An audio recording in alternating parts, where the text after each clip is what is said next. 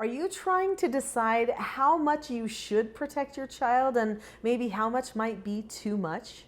Well, I'm Nicholeen Peck, and I am author of multiple books about parenting and about teaching parents and children self-government. In this video, we're going to be talking about what are the effects of overprotective parents.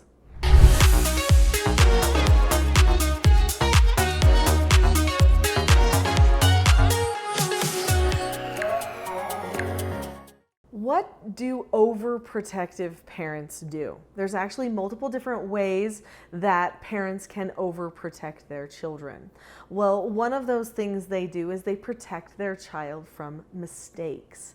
They don't want their child to make mistakes, to be in any danger. They protect them sometimes from failure. Sometimes they protect them even from correction, which is actually fairly immoral, just so you know. So when parents understand their role and their authority as the parent, they know that one of their duties is to correct their children and teach their children how to accept correction, which means that the child is going to learn they won't always do everything right. So that's one of the effects of overprotective parenting, is that a child thinks they always do everything right. They're protected from any kind of failure. They're protected from ever feeling like it's okay to make a mistake. That's vital for the success of a person. People do not accomplish great things in life without making lots of mistakes along the way. So if your child isn't okay with making mistakes and doesn't see mistakes as a healthy part of life, then your child could potentially become one of those people that just never steps out of their comfort zone. And what happens when that child does get correction? A child that has been overprotected and not corrected very often can't take correction. So if they get a job and somebody doesn't like their performance in the workplace, they feel offended. They might even want to quit and walk out and tell everybody it's not worth it. I deserve more respect. They can't take correction because they haven't practiced it. Any skill that we develop in our lives, which includes being able to take correction, requires practice. We have to do it again and again for it to seem like it's safe, okay, productive, and healthy.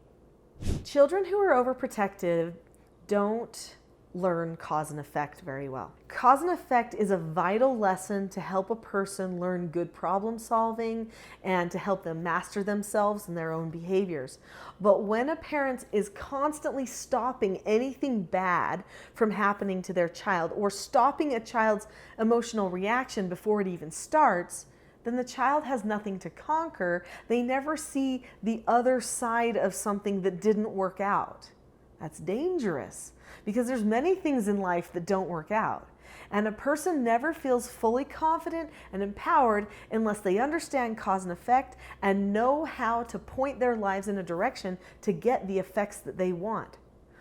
If they don't understand cause and effect and someone has always had control over the things that are happening to them, then they will feel like it's always somebody else's job to control what is happening in their life and to control their successes, which also means that if something goes wrong in their lives, they won't take responsibility.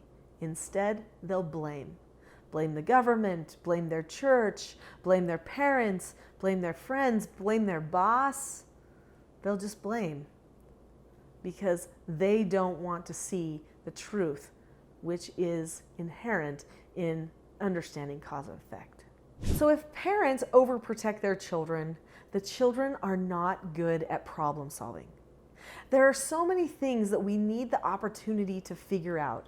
Have you ever seen a child try to build a fort without any help?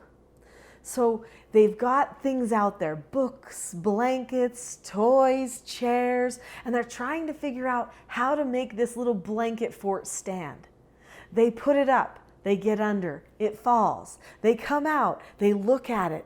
They try to do something else. They put more books on it so it doesn't fall. They put something in the middle. All of a sudden, they are in this process of solving this problem of how to make a blanket fort.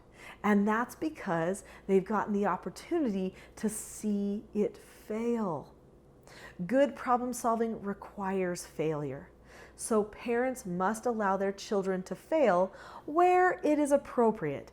Sometimes we do have to say, that's a risk we can't take right now. That's a failure that would not be okay because it would damage maybe the life or health of the child. But most things we can take a risk on and allow them to learn from. Many children who reach adulthood who have been raised by parents who overprotect lack confidence. They're afraid to take steps forward. In fact, they always want to be in the shelter of somebody else who's going to care for them.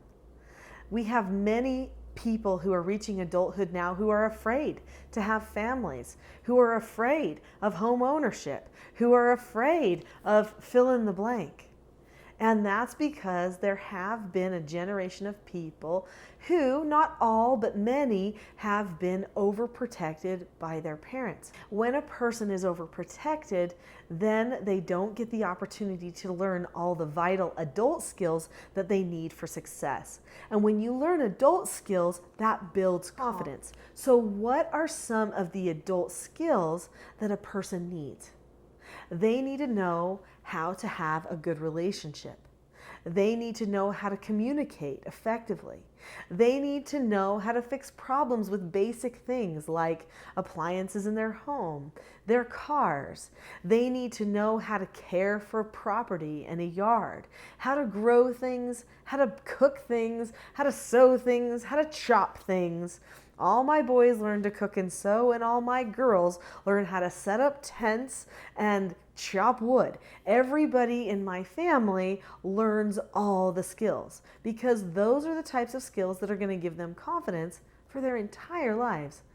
My children, because we've always grown food and canned food and dried it and frozen it, and we've cooked from our home so much and cooked from our garden so much, they will never have to worry about starving.